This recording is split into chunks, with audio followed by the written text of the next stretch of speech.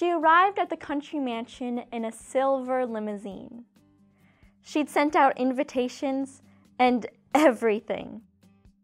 My poem was Megan Married Herself by Caroline Bird, and this poem was about a lady that marries herself and having this whole elaborate wedding.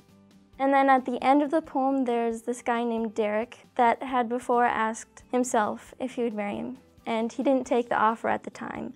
But after going to the wedding, he's like, I wish I would have done that. I love making people laugh, and when I'm doing theater and stuff, my favorite characters have always been the funny ones. So it was so fun doing this poem. Megan Married Herself by Caroline Bird. She arrived at the country mansion in a silver limousine. She'd sent out invitations and everything.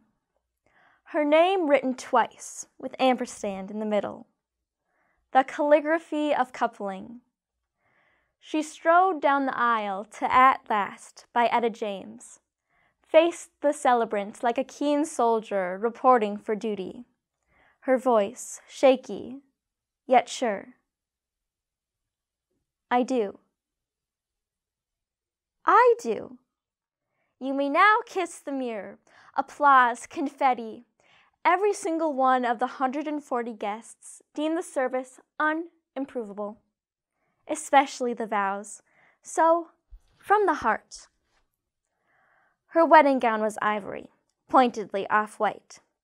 After all, we've shared a bed for 32 years, she quipped in her first speech.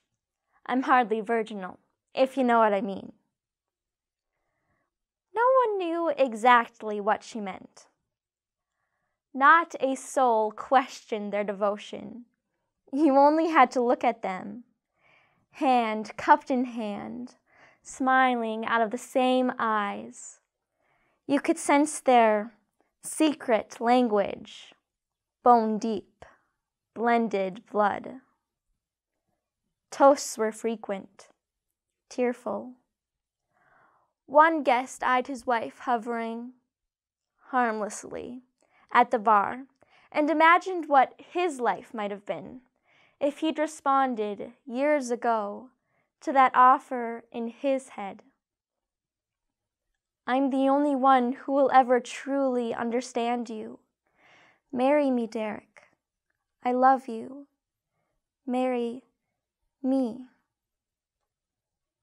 At the time, he hadn't taken his proposal seriously. He recharged his champagne flute, watched the newlywed cut her 5-tiered cake, both hands on the knife. Is it too late for us to try? Derek whispered to no one, as the bride glided herself onto the dance floor, taking turns first to lead, then follow.